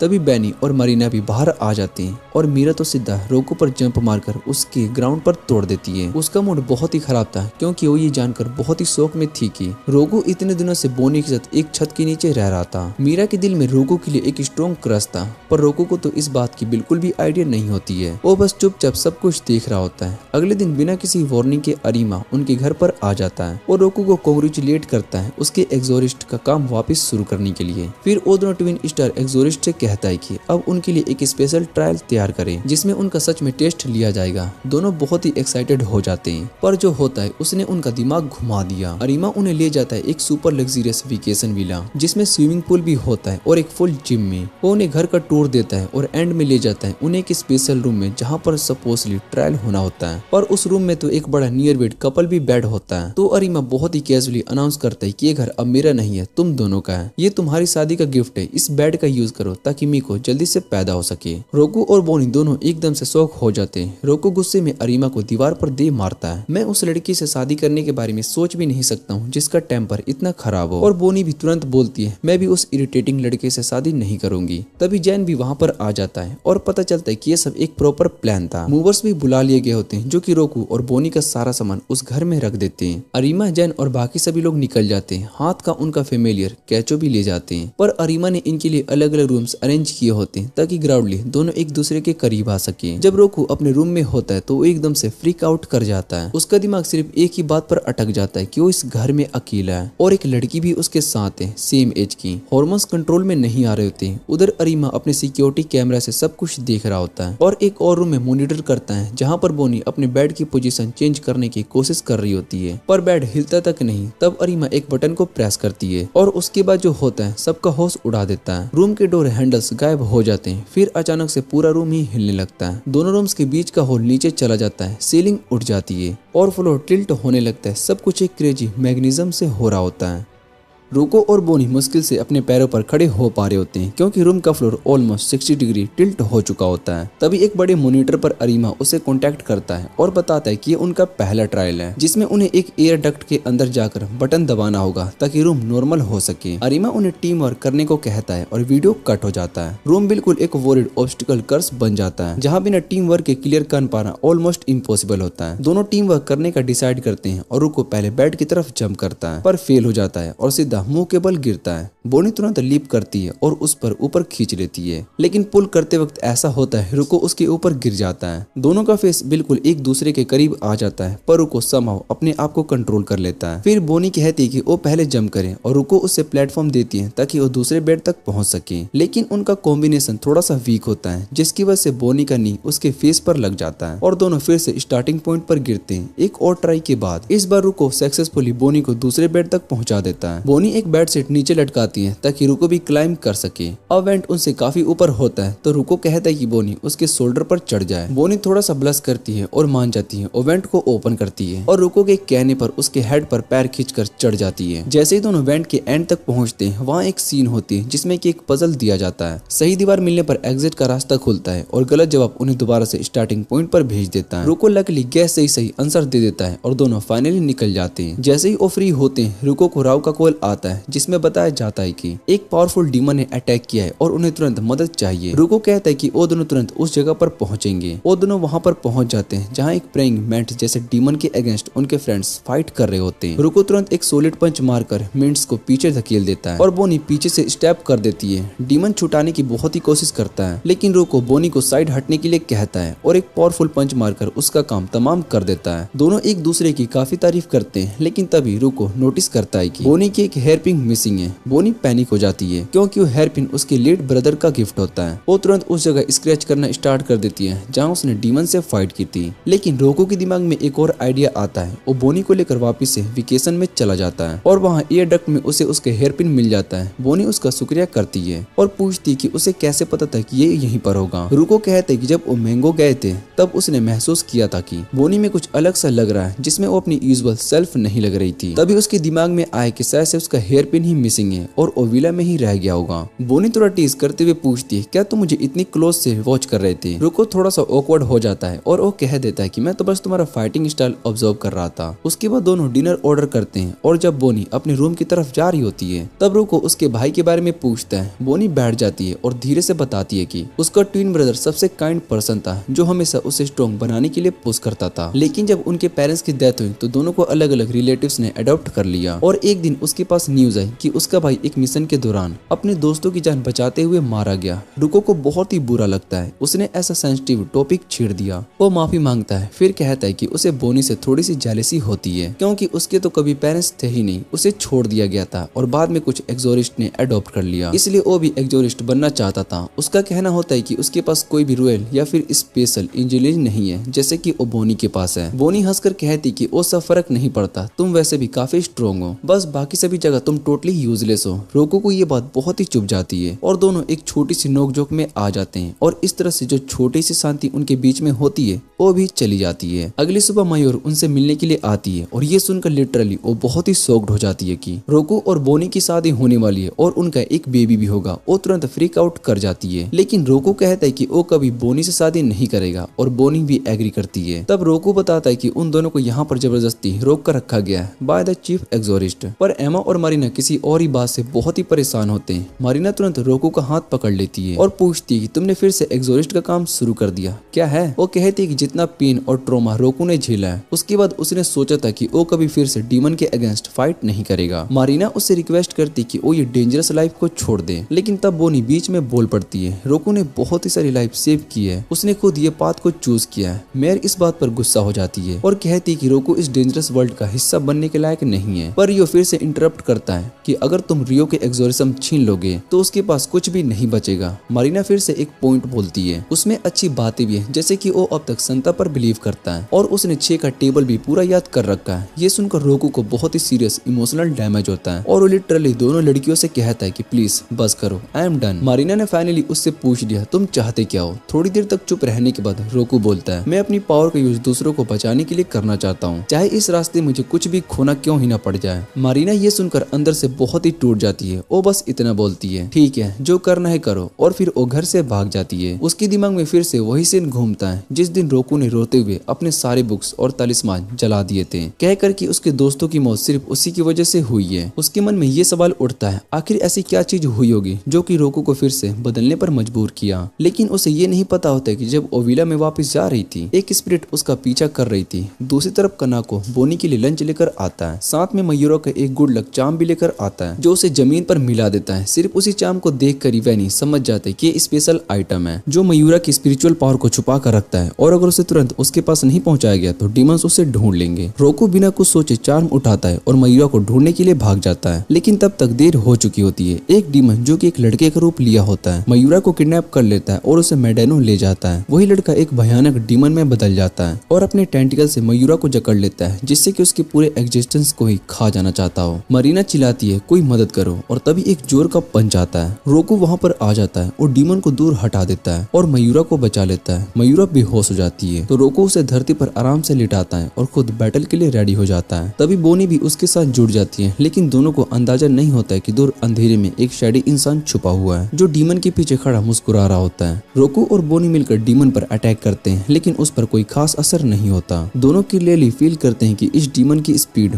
पावर और रेजिस्टेंस किसी भी नॉर्मल डीमन से कई गुना ज्यादा है। तभी अचानक से एक एक्सोरिस्ट डीमन पर वार करता है और उसे टुकड़ों में काट देता है। रोको उस टेक्निक को तुरंत पहचान जाता है और वो इंसान भी जिसके आंखों के नीचे बड़े डार्क सर्कल्स होते हैं वो बिल्कुल खुश नहीं होता उसे देखकर। उसका नाम शह है जो कि एक 12 गार्डियंस में से एक है, जेन का सन इन लॉ, मारा का डैड और रोको और रील का फर्स्ट टीचर। रोको थोड़ा सा ब्यूटरिंग करने की कोशिश करता है लेकिन साहब बिल्कुल भी इम्प्रेस्ड नहीं होता। उसने सुना होता है कि रोको अपनी पावर का ओवर यूज कर रहा है। वो उसे डायरेक्टली पूछते क्या तुम फिर से एक एक्सोरिस्ट एग्जोरिस्ट बनने चाहती हो? रोकू कहता है, मैं दुनिया नहीं बचाना चाहता हूँ, लेकिन मैं अपने करीब के लोगों को तकलीफ में नहीं देख सकता हूँ। सै उसकी बात सुनकर गुस्सा हो जाता है और एक जोर का थप्पड़ मार देता है। इतना हम्बल बनने का नाटक बंद करो और अपनी इस कर्स पावर के साथ फिर से उसे कहता है, अगर तुम ये प्रूफ करना चाहते हो कि तुम फिट हो एग्जोरिस्ट बनने के लिए तो मुझसे लड़ो और जीतो। बैटल स्टार्ट हो जाती है। सै सबसे पहले अटैक करता है और रॉक बुलेट शूट करता है और उनकी पावर रोकू से काफी ज्यादा होती है। रोकू एक बड़ा रॉक बुलेट उठाता है और उसे सै पर फेंक देता है, लेकिन सै उसे एक ही शॉट में तोड़ देता है। ये सिर्फ एक डिस्ट्रैक्शन था जिसका यूज करके रोकू अपने मास्टर को पंच मारना चाहता था, लेकिन सै उस चाल को भी समझ जाता है और रोकू का ब्लैक तालिस्मान चुरा लेता है, जिससे कि उसकी पावर नलीफाई हो जाती है। जब रोकू उसे वापस लाने की कोशिश करता है तो साई उसे किक करता है और उसके ऊपर पैर रख देता है। साई गुस्से में कहता है कि ये पावर लोगों को बचाने के लिए नहीं, उन्हें दूर धकेलने के लिए बनी है। उसके बाद वो उसे 2 साल पुरानी एक ट्रेजेडी याद दिलाता है और यही बात सुनकर बोनी एक्टिवेट हो जाती है। वो साई से पूछती कि वो क्या कहना चाहता है। साई कहता है, अब क्योंकि वो दोनों शादी करने वाले हैं तो उसे रोकू का सबसे बड़ा राज जान लेना चाहिए। साई बताता है कि 2 साल पहले जिस ड्रोम में रोकू और दूसरे एग्जोरिस्ट स्टूडेंट बने थे, उसमें मैडोनो को डीमंस ने अटैक किया था और सब लोग मारे गए थे, लेकिन ये सिर्फ एक कवर स्टोरी थी क्योंकि वहाँ पर कोई डीमन नहीं आया था। असलियत ये होती कि उस रात का इकलौता सर्वाइवर रोकू ही था और उसने ही सबको मार दिया था जब अपने कंट्रोल से बाहर चला गया था। ये सुनकर बोनी का दिल टूट जाता है क्योंकि उसका ट्विन ब्रदर भी उस ड्रोम में था और उसी हादसे में उसकी मौत हो गई थी। वो गुस्से में रोकू से पूछते क्या सह और उसी हादसे में उसकी मौत हो गई थी। वो गुस्से में रोकू से पूछती क्या जो सह कह रहा है वो सच है, लेकिन रोकू कुछ भी नहीं कह पाता, उसके पास शब्दों का जवाब नहीं होता। तभी सह बताता है कि बोनी रोकू के दोस्त उडो की बहन है। ये सुनकर रोकू एकदम से शॉक हो जाता है। आखिर में रोकू मान जाता है कि उसने ही अपने दोस्तों को खुद अपने हाथों से मार दिया था और ये बात सुनते ही बोनी स्नैप हो जाती है और रोकू पर अपनी तलवार तान देती है, लेकिन सह उसे रोकता है और कहता है कि इस कहानी में अभी और बाकी है। पर उसे कुछ भी कहने से पहले एक सैडी आदमी सामने आ जाता है और अपना हुड हटाकर अपनी असली शक्ल दिखाता है। वो और कोई नहीं बल्कि उडो का भाई होता है। रोकू उसे देखकर बहुत ही हैरान हो जाता है। साई कहता है कि उसका दूसरा डिसिपल यहाँ आने के बाद सब कुछ एक्सप्लेन करना चाहता है और इजी बहुत ही हो गया है। साई अपना तलिस्मान निकालता है ताकि उडो से लड़ सके, लेकिन उडो उसे वार्न करता है कि अगर फाइट हुई तो उसकी बेटी भी बीच में आ सकती है। उडो कहता है कि वो यहाँ पर लड़ने के लिए नहीं, सिर्फ रोको से बात करने के लिए आया है। रोको गुस्से में चिल्लाता है और कहता है कि वो अब तक जिंदा कैसे है। उडो कहता है कि 2 साल पहले उसने जो घाव दिया था वो अब तक ठीक हो गया है। उसका ऐसा केयर फ्री एटीट्यूड देखकर रोको का गुस्सा और बढ़ जाता है और वो उस पर अटैक करने के लिए दौड़ता है, लेकिन उडो बिना तलिस्मान यूज किए एक स्पेल को कास्ट करता है और रोको को बांध देता है। साथ ही वो कहने लगता है कि उस रात क्या क्या हुआ था। 2 साल पहले उसी रात उडो ने अपनी सभी दोस्तों को अपने रूम में बुलाया था, कहकर क्योंकि स्पेशल रिचुअल करेगा जिससे कि सबकी स्पेल पावर बढ़ जाएगी। सभी बहुत ही एक्साइटेड थे क्योंकि वो रोकू और उडो के साथ एक्सोरिज्म मिशन पर जाना चाहते थे, लेकिन किसी को क्या पता था कि उडो के इरादे कुछ और ही थे, कुछ बहुत ही खतरनाक और बहुत ही डार्क। रोको को तो इस बारे में कुछ भी नहीं पता था, वो तो बस घर के बाहर स्नैक्स लेने के लिए जा रहा था। लेकिन जैसे ही उसने देखा कि घर का दरवाजा लॉक है, उसने एक लड़की के साथ मिलकर उसे खोलने की कोशिश की। तभी उनके पीछे खड़ी एक लड़की पर अचानक से कुछ अटैक हो जाता है और वो तुरंत बेहोश हो जाती है। रोको उसके पास जाकर चेक करने लगता है। तभी उसका एक और दोस्त उसके पास रोता हुआ आता है और कहता है उडो को रोको वरना वो और लोगों को भी नुकसान पहुंचाएगा। रोको कुछ समझ नहीं पाता, लेकिन तभी उसकी दोस्त कहती है कि वो एक डीमन नहीं है। रोको कुछ समझ नहीं पाता, लेकिन तभी उसकी दोस्त कहती है कि वो डीमन नहीं है, मतलब वो डीमन बनना नहीं चाहती और उसके कहने से पहले ही उसका शरीर डीमन में बदल जाता है। रोको बहुत ही शॉक्ड हो जाता है। उडो इसे एक फेलियर मानकर दूसरे स्टूडेंट्स पर एक्सपेरिमेंट करता रहता है, एक एक करके सबको डीमन बना देता है। रोको और उसके साथ वाली लड़की वहाँ से भागने की कोशिश करते हैं, लेकिन दरवाजे नहीं खुलते और उस लड़की को डीमंस खींचकर खा जाते हैं। ये सब देखकर रोको का दिमाग हिल जाता है। आज भी जब वो ये याद करता है तो उसका हाथ कांपने लगता है, गुस्सा उसकी आंखों में दिखाई देता है। बोनी सब कुछ सुनकर बहुत ही कंफ्यूज हो जाती है, उसे कुछ भी समझ में नहीं आ रहा होता है। तभी से उसके कंधे पर हाथ रखता है और कहता है जो कुछ भी तुम्हारे भाई ने अभी कहा वो सच है, उस ड्रोम की ट्रेजेडी का जो 2 साल पहले हुई थी। सह बताता है कि डीमन करप्शन एक बहुत ही बड़ी डार्क और फॉरबिडन कला है जिसका ज्ञान किसी को भी नहीं होना चाहिए, लेकिन उडो ने उस कला को जान लिया था और उसका यूज करके एक्सोरिस्ट ट्रेनर्स को भी डीमन में बदल दिया और उन्हें बचाने का सिर्फ एक ही तरीका था, उन्हें मार दो। उस वक्त के पहले जब वो किसी और को चोट ना पहुंचा पाए। बोनी को विश्वास नहीं हो रहा होता है कि उसका काइंड और राथियोस भाई कुछ इतना बुरा भी कर सकता है, लेकिन यू तो बहुत ही जोर से चिल्लाता है चुप हो जाओ, बहुत ही इरिटेटिंग हो गई है तू। सह उससे कहता है जो लड़का तुम्हारा भाई बनकर सबको फूल करता है वही उसका असली चेहरा है। बोनी अभी भी यकीन नहीं कर पाती और वो यूटो से पूछती है कि तो फिर वो कसम जो हमने मम्मी पापा की ग्रेव के सामने खाई थी स्ट्रॉन्गेस्ट एक्सोरिस्ट बनने की। यूटो उस कसम का मजाक उड़ा देता है। वो कहता है कि हमारी मम्मी पापा भी एकदम इडियट थे, बस आइडियल बातें करते थे और खुद कुछ अचीव नहीं कर पाए और अंत में अपनी जान दे दी और ऐसे बेकार इंसान को बचाने के लिए जैसे कि तू। उसने बोनी को कह दिया तू एक वर्थलेस एग्जोरिस्ट है और तेरे भाई होने का नाटक मेरा सबसे स्ट्रेसफुल फेज था। ये सब सुनकर बोनी घुटनों के बल गिर जाती है। उसकी आंखों में आंसू का तूफान निकल रहा होता है और उडो उससे कहता है मेरी नजर से हमेशा के लिए गायब हो जा। अब रूको के लिए बर्दाश्त से बाहर हो चुका था। वो अपनी सारी ताकत जोड़कर रेजिस्टेंस तोड़ने की कोशिश करता है और चिल्लाता है मैं तुझे कभी माफ नहीं करूंगा। वो गुस्से में उडो पर चार्ज करता है और बिना तालिस्मान के अपना इंशेंटेड फर्स्ट एक्टिवेट कर देता है, लेकिन इस बार उसके हाथों से एक और डार्क एनर्जी निकल रही होती है। उडो पहला अटैक डोज कर लेता है जिससे कि जमीन से एक बड़ा क्रिएटर फट जाता है, लेकिन रोको वही नहीं रुकता। वो एक और बार गुस्से में पूरी फ्यूरी के साथ उडो की तरफ दौड़ता है,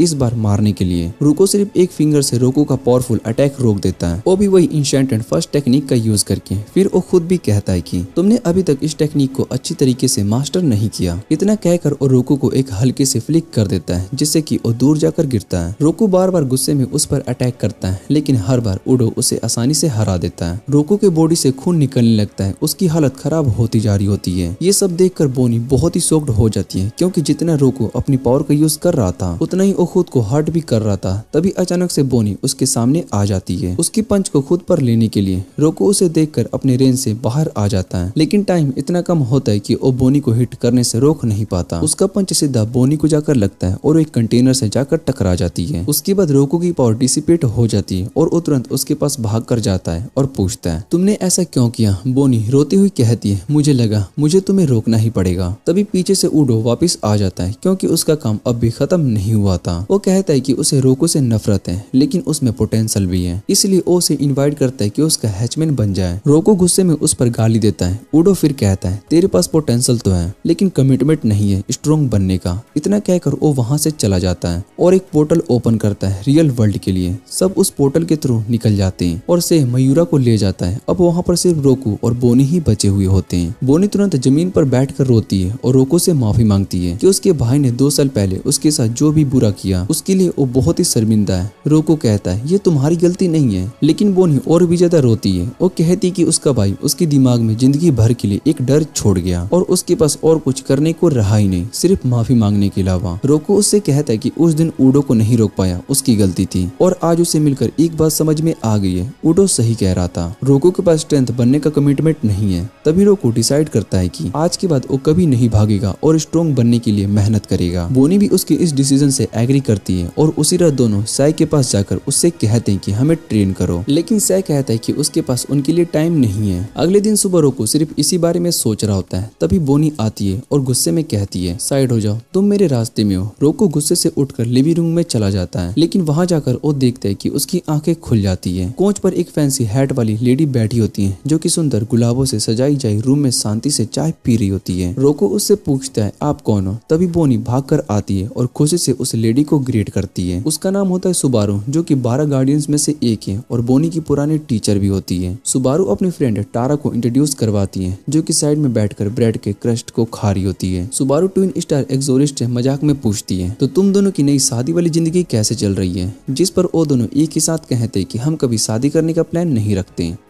रोको सोचता है सुबारू क्योंकि 12 गार्डियंस में से एक है तो वो उसे स्ट्रॉन्ग बनाने के लिए ट्रेन कर सकती है। वो उससे रिक्वेस्ट करता है कि प्लीज मुझे ट्रेन करो, क्योंकि मुझे एक ऐसे इंसान को हराना है। बोनी भी उसके साथ ज्वाइन कर लेती है। सुबारू बिना टाइम वेस्ट किए उनकी रिक्वेस्ट को एक्सेप्ट कर लेता है और उन्हें एक पेपर देती है जिन पे उनका ट्रेनिंग का पहला स्टेप लिखा होता है एक एड्रेस के साथ। वो दोनों एक लग्जरी क्लोथिंग स्टोर पहुंचते हैं जहाँ पर सुबारू ने उनके लिए कुछ कपड़े अरेंज किए होते हैं। जब रोको बोनी को एक नए ड्रेस में देखता है तो उसके लुक्स पर बहुत ही फिदा हो जाता है, लेकिन थोड़ी देर के बाद उदास भी हो जाता है क्योंकि बोनी अब भी अपने तलिस्मान और वेपन्स कैरी कर रही होती है। स्टोर के बाद वो दोनों बाहर निकलते हैं और रोको पेपर का नेक्स्ट इंस्ट्रक्शन पढ़ता है जिसमें लिखा होता है कि उसे बताना है कि उसने बोनी को नए ड्रेस में देखकर क्या फील किया। दोनों थोड़ा सा शर्मा जाते हैं और कुछ नहीं समझ पाते। तभी वहाँ पर सुबारू अपनी पुरानी विंटेज कार में आती है और रोको को टीज करती हुई कहती है अगर एक लड़की अपनी फीलिंग ही एक्सप्रेस नहीं कर सकता तो वो किस काम का। फिर अगला इंस्ट्रक्शन होता है एक रिलैक्सिंग स्ट्रीट पर हाथ पकड़ने का। रोको को समझ में नहीं आता आता है कि ये कैसा ट्रेनिंग है, लेकिन बोनी अपने टीचर पर पूरा भरोसा करती है। रोको डिसाइड करता है कि उसका हाथ पकड़ेगा, लेकिन जैसे ही वो उसके पास जाता है दोनों बहुत ही ज्यादा ब्लश करने लगते हैं। सिर्फ हाथ छूना ही इनके दिल का धड़कन बढ़ा देता है। रोको बहुत ही फ्रस्ट्रेटेड होकर बोलता है सुबारू उन दोनों के साथ बस मजाक कर रही है। वो बोनी से पूछते कि तुम्हारी टीचर ने तुम्हें क्या सिखाया है। बोनी को याद आता है कि सुबारू हमेशा से रोमांस में ज्यादा इंटरेस्टेड थी, ना कि एक्सोरिज्म में। तभी सुबारू वापस वहाँ पर आ जाती है और ओनियो को देखकर कहती है कि सिर्फ कॉम्बैक्ट में ही वो फोकस करती है, इसलिए वो एक अच्छी एक्सोरिज्म बन पाई है। ये बात बोनी को अंदर तक हिला देती है और वो डिसाइड करती कि अपनी टीचर की ट्रेनिंग को एंड तक फॉलो करेगी। अगला स्टेप होता है एक रेस्टोरेंट जाना, कपल स्पेशल पैनकेक ऑर्डर करना और एक दूसरे को खिलाना। बोनी तो रेडी होती है, लेकिन रोको से और नहीं सहा जाता। वो बाहर भाग जाता है और गुस्से से सुबारू पर चिल्लाता है, लेकिन सुबारू उसकी बात को इग्नोर करती है और एक स्लिप ले लेती है जिसमें लिखा होता है कि रोको को बोनी को किस करना होगा। ये पढ़ते ही दोनों के चेहरे लाल पड़ जाते हैं। फिर फाइनली बोनी पूछती कि ये सब एमा ने प्लान किया है। सुबारू हाँ में सर हिला देती है और बताती है कि आज का सारा खर्चा एमा के नाम पर है। रोको और बोनी दोनों बहुत ही इरिटेट हो जाते हैं और भाग जाते हैं। भागते भागते रोको को एक स्वीट शॉप दिखाई देता है। वो बोनी के फेवरेट फ्रूट्स को ऑर्डर करता है क्योंकि पेमेंट तो एमा के नाम पर ही होने वाली है। दोनों रिवर के किनारे पर बैठकर स्वीट्स एंजॉय कर रहे होते हैं। तभी अचानक अकानो वहाँ पर आ जाती है और उन्हें वार्निंग देती है डीमंस आ रहे हैं। अचानक आसपास का एरिया अंधेरा हो जाता है और बोनी तुरंत मैंगो का गेट ओपन करती है, जहाँ छोटी छोटी डीमंस की एक बड़ी फौज रियल वर्ल्ड में घुसने की कोशिश कर रही होती है। रोको और बोनी तुरंत फाइट के लिए रेडी हो जाते हैं, लेकिन उसी वक्त रोको एक इंस्टेंटेड आर्म उसके कंट्रोल से बाहर होने लगती है। वो पेन से चीखने लगता है और जैसे जैसे बोनी उसके पास आती है रोको का बॉडी बर्जर्क हो जाता है और वो गलती से उस पर अटैक कर देता है। वो अपना हाथ कंट्रोल करने की पूरी कोशिश करता है और ईओ से कहते हैं कि वो वहाँ से भाग जाए, लेकिन ईओ उसे याद दिलाती है कि उन्होंने साथ में स्ट्रॉन्ग बनने का प्रॉमिस किया था। बोनी तुरंत एक प्यूरिफाइंग तालिस्मान निकालती है और रोको के हाथ पर चिपका देती है ताकि उसे शांत किया जा सके, लेकिन इस प्रोसेस में बोनी अपनी बहुत ही ज्यादा स्पिरिचुअल एनर्जी यूज कर लेती है और वो वीक हो जाती है। डीमंस दोनों को चारों तरफ से घेर लेते हैं और बोनी की कंडीशन देखते हैं। अब सारी रिस्पॉन्सिबिलिटी रोको के ऊपर होती है। वो बोनी को खींचकर डेंजर से बाहर ले जाता है, लेकिन दोनों अब भी कम्प्लीटली सराउंडेड होते हैं। तभी वहाँ पर सुबारू आ जाता है एक धमाके के साथ और वो सभी डीमंस को उड़ा देता है। वो रोको और बोनी को कांग्रेट्स करता है कि फाइनली उन्होंने एक दूसरे को हक किया, लेकिन वो दोनों तुरंत शर्माकर अलग हो जाते हैं। सुबारू कहती कि ट्विन स्टार एक्सोरिस्ट के रूप में उनका बॉन्ड कितना ज्यादा क्लोज होगा, वो उतने ही ज्यादा पावरफुल बनेंगे और अभी तो उन्होंने एक भी डेट को नहीं किया, जबकि ऑफिशियली वो दोनों ऑलरेडी मैरिड हैं। फिर वो डीमंस को प्यूरिफाई करने के लिए अपना असली पावर का यूज करती है। एक तालिस्मान का यूज करके वो अपनी रियल फॉर्म को समन करती है। उसका फैन एक पिस्टोल में बदल जाता है और वो डीमंस को एक एक करके प्रिसिशन में उड़ा देती है। फिर फैन शॉट गन बंद हो जाता है और वो बाद में टॉमी गन बनकर उस पूरे डीमन का सफाया कर देती है। इसी बीच दूसरी जगह डीमंस टारा पर अटैक कर देते हैं और गलती से उसके बैरिस्टिक्स को डैमेज कर देते हैं। बस फिर क्या था, टारा अपनी पावर्स को एक्टिवेट करता है और एक ही मोमेंट में सभी डीमंस को खत्म कर देता है। बोनी तुरंत समझ जाती है कि ये भी 12 गार्डियंस में से एक किसी की पावर है। उधर सुबारू सब डीमन से डील कर लेती है और दोनों वर्ल्ड्स के बीच जो इंटरप्ट हुए थे उसको भी रिपेयर कर देती है। फिर वो टेरा के साथ वापस से चली जाती है। रोको और बोनी भी अपने घर की तरफ निकल पड़ते हैं। रास्ते में रोको बस यही बोलता रहता है कि सुबारू कितनी ज्यादा इम्प्रेसिव है, लेकिन बोनी के माइंड में सिर्फ एक ही बात चल रही होती है कि उसने आज तक एक भी डेट नहीं की।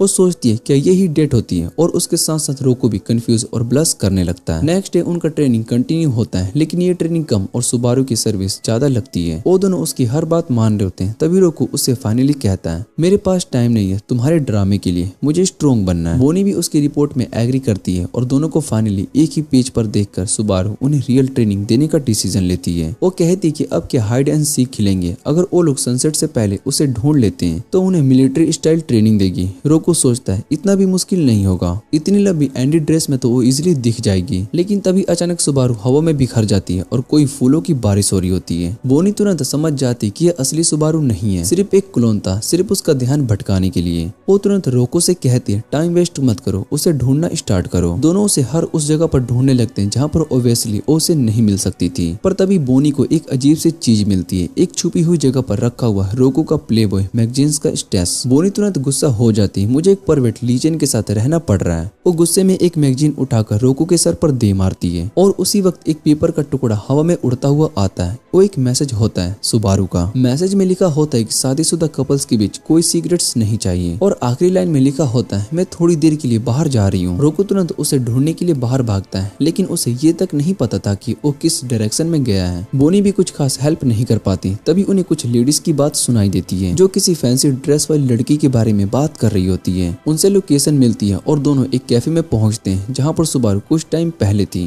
वो कैफे के स्टाफ से पूछता है और कुछ लेडीज मिलती हैं जो कि उन्हें एक शॉप से दूसरी शॉप दौड़ाती है। आखिर में एक रेस्टोरेंट पहुंचते हैं जहां पर उन्हें पता चलता है कि सुबारू खाना खाकर बिना बिल दिए ही चली गई है। रोकू को मजबूरन अपनी पॉकेट से बिल भरना पड़ता है। अब उसका मन छोड़ देने का होता है लेकिन बोनी उसे रोकती है। वो कहती है उसने अभी अभी खाना खाया हो तो हो सकता है कि वो एक्सरसाइज करने के लिए गई हो, क्योंकि कल वो तो अपने फैट को लेकर टेंशन में थी। रोकू को याद आता है कि वो कल एक फिटनेस सेंटर की मैगजीन को पढ़ रही थी। वो तुरंत उस फिटनेस सेंटर में पहुंचता है लेकिन वहां पर सिर्फ तारा ही मिलती है जो कि सुबारू बनकर खड़ी होती है। तारा उन्हें एक नोट देती है, तुम लोग काफी करीब हो। वो दोनों बाहर आते ही देखते हैं आसमान अचानक अंधेरा हो गया होता है। बोनी कहती है कहीं कोई डीमन तो नहीं है, लेकिन कनाको को कुछ फील नहीं होता। फिर भी बोनी एक गेट को खोलती है मेडेनो की तरफ और वहां मिलता है एक जायंट स्क्विड जैसा डीमन। रोकू अपना रोक बुलेट का यूज करता है और बोनी अपनी रैपिड स्लैश टेक्निक का यूज करती है, लेकिन वो डीमन कुछ अफेक्टेड नहीं होता। उल्टा वो स्मोक छोड़ता है, विजिबिलिटी 0 हो जाती है। दोनों अलग हो जाते हैं और वो स्क्विड कंटिन्यूसली उन पर अटैक करता रहता है। वो काउंटर करना चाहता है लेकिन डर लगता है कि कहीं एक दूसरे को ही ना हर्ट कर दें। तभी उन्हें रियलाइजेशन होता है कि अगर हम एक दूसरे के मूव्स को प्रिडिक्ट कर लें तो हम परफेक्टली सेंस में फाइट कर सकते हैं। बोनी सोचती है रोको पहले अटैक करेगा और वैसा ही होता है। रोको अपने इंस्टेंटेड फट से स्क्विड के टेंटिकल्स को तोड़ देता है। बोनी उसकी मदद करती है एक और टेंटिकल्स को कट करके और दोनों मिलकर फाइनल अटैक करके स्क्विड को चीर डालते हैं, लेकिन वो डीमन भी फूलों में बिखर जाता है। वो एक और क्लोन होता है, बनाया गया होता है सुबारू के द्वारा, और वही होती है सुबारू तारा के साथ। वो स्माइल करते हुए कहती है नाइस जॉब, तुम दोनों परफेक्ट पार्टनर की तरह लड़ रहे हो। रोको बोलता है कि उन्होंने तो हाइड एंड सीक का गेम जीत लिया क्योंकि सुबारू खुद ही उनके पास आ गई, लेकिन सुबारू उन्हें डम कहकर हल्की से स्माइल करती है और फिर से एक बार फिर से फूलों में घुल जाती है, क्योंकि ये भी एक क्लोन था। असली सुबारू तो अपने घर पर आराम से टीवी देख रही थी। अगले दिन सुबारू घर से निकलती है और नए नए शादीशुदा कपल का शुक्रिया अदा करती है उनकी मेहमान नवाजी के लिए। रोको गुस्से में कहता है कि उसने तो आखिर तक उन्हें कुछ सिखाया ही नहीं, लेकिन बोनी का मानना होता है कि उन्होंने बहुत कुछ सीखा है, एक दूसरे पर भरोसा करना और समझना कि सामने वाला क्या सोच रहा है। उसी दिन शाम को रोको अपने इंस्टेंटेड आर्म की पावर को कंट्रोल करने की ट्रेनिंग स्टार्ट करता है। अब उसका कंट्रोल पहले से भी बहुत ही बेहतर हो गया होता है, लेकिन उसे ये भी पता होता है कि सिर्फ कंट्रोल से कुछ नहीं होगा, पावर पर भी काम करना पड़ेगा। ट्रेनिंग के बाद जब वो रूम से बाहर आता है तो पूरा घर स्मोक से भरा होता है। वो तुरंत किचन की तरफ भागता है और वहाँ पर बोनी कुकिंग कर रही होती है, जैसे गॉर्डन रामसे का वर्स्ट नाइटमेयर। रोको सिर्फ डिश के स्मेल से ही समझ जाता है कि ये तो सीवर वाटर से भी बहुत ही बुरा टेस्ट करेगा, लेकिन बोनी तो फुल कॉन्फिडेंस में होती है, उसके लिए ये खाना एकदम परफेक्ट है।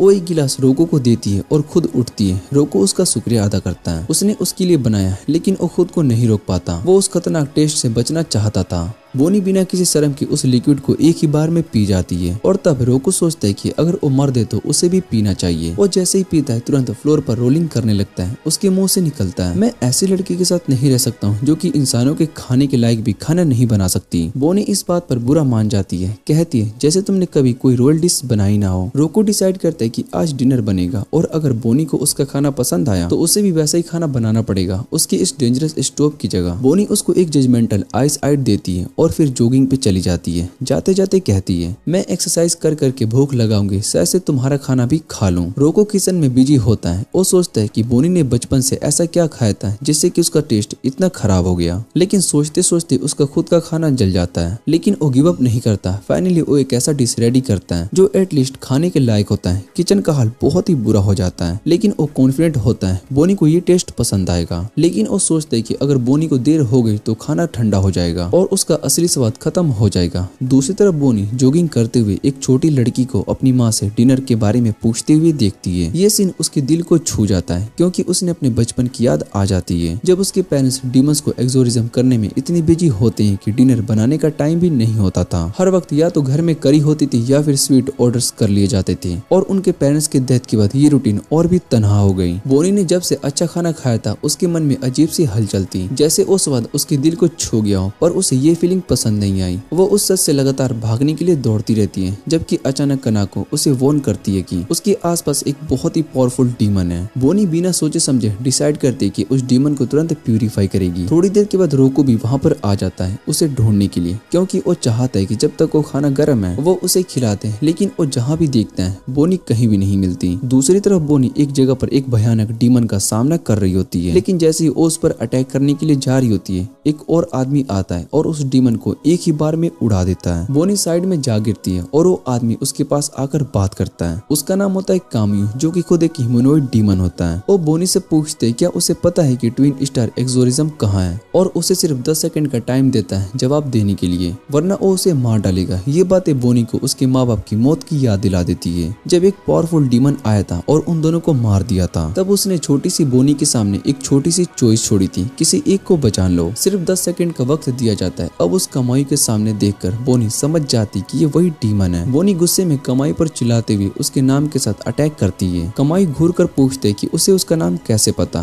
पर आसानी से उसके अटैक को डॉज कर लेता है। बोनी फिर कहती है क्या तुझे वो एक्सोरिस्ट कपल याद नहीं है जिन्होंने तुझे 6 साल पहले मारा था। वो फिर से अटैक करती है, लेकिन कमाई सिर्फ एक छुपने से उसकी तलवार को तोड़ देता है और एक फिंगर स्नैप से उसका पैर भी तोड़ देता है। फिर कहकर उसे दूर फेंक देता है। क्या मुझे याद रखना चाहिए कि मैंने कितनी छोटी छोटी चींटियों को कुचली है। बोनी अब बिल्कुल हार चुकी होती है, क्योंकि कमाई उसके सर पर पैर रखता रहता है। तेरे माँ बाप की तरह पिस कर मैं तुझे भी ऐसे ही मार दूंगा। फिर वो 10 तक काउंटडाउन स्टार्ट करता है और बोनी बस आंसू बहा रही होती है अपना दबाव देखते हुए। अपने माँ बाप का बदला लेने का काउंटडाउन खत्म होने वाला होता है कि तभी रोकू वहाँ पर आ जाता है और पूरे जोर से उस डीमन को मुक्का मार के दूर फेंक देता है। वो घायल बोनी को देखता है और डांट कर कहता है खुद से भाग गई, खाना ठंडा हो गया इसलिए तुझे लेने आया हूँ। फिर से कहता है चल अपना इलाज कर और उस डीमन को मिलकर खत्म करते हैं। फिर घर जाते हैं। बोनी का दिल भर आता है, लेकिन तभी कमाई उठता है और अपनी गर्दन सेट करता है और कहता है अगर दूसरे डीमन को पता चला कि मुझे एक इंसान ने मारा है तो वो सब मेरा मजाक उड़ाएंगे। रोको के होश उड़ जाते हैं। उसकी समझ के बाहर होता है कि कोई डीमन कैसे बोल सकता है, और उसका वो पंच जिसमें उसने अपनी पूरी ताकत लगा दी थी उसके बाद भी ये डीमन कैसे जिंदा है। उसके सामने खड़ा था एक ऐसा शैतान जो कि बोल भी सकता था। तभी बोनी बेहोश होकर गिर जाती है और रोको तुरंत उसके पास भागता है। बोनी को हिचकिचाते हुए कहती है रोको भाग जाओ, तुम उससे नहीं लड़ सकती हो। वो नॉर्मल डीमन नहीं है, वो बरासा है। बरासा वो राक्षस होते हैं जो कि इतने सारे डीमन और एक्सोरिस को खा चुके होते हैं कि वो इवोल होकर एक हायर फॉर्म बन जाते हैं। उनमें सिर्फ एक ताकत ही नहीं बल्कि दिमाग भी होता है और उनका चेहरा भी ह्यूमंस जैसा दिखने लगता है। बोनी समझाती है कि हमें लड़ाई को अवॉइड करनी चाहिए, लेकिन कमाओ जैसे कि रोको को टेस्ट करना चाहता हो। तभी जिसको रोको ने पहले खत्म कर दिया था वो डीमन फिर से उठ जाता है और उस मोमेंट में कमाई उसे देखकर डिस्ट्रैक्टेड हो जाता है। इसका फायदा उठाकर रोको बोनी को लेकर रियल वर्ल्ड में लौट आता है। एक तलिस्मान की मदद से वो बोनी को हील करता है। जैसे ही बोनी थोड़ा वीक होती है वो तुरंत मैंगो लौटने लगती है कमाई से लड़ने के लिए, लेकिन वो भी बहुत ही कमजोर थी। उसके पैर भी ढक जाते हैं। रोको उसे रोकता है इतने डिस्परेट क्यों हो बोनी, उस बसारा से लड़ने की इतनी जल्दी क्यों है। तब बोनी थोड़ा सा चुप होती है और फिर कह देती है कमाई ने 6 साल पहले मेरे माँ बाप को मार दिया था, मुझे बदला लेना ही है। वो कहती है अगर मैं जीत नहीं पाई तो लड़ते लड़ते मर जाऊंगी।